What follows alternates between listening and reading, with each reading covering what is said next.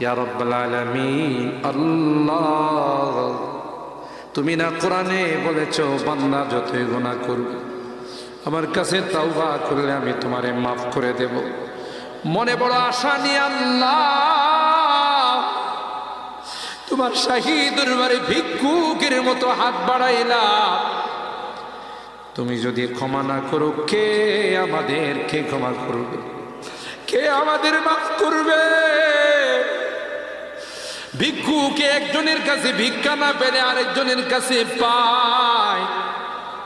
এক দুয়ার থেকে বিতাড়িত হলে আরেক দুয়ারে যায়।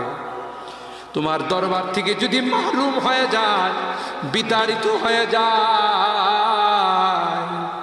কার কাছে যাব? কে আমাদেরকে ক্ষমা করবে?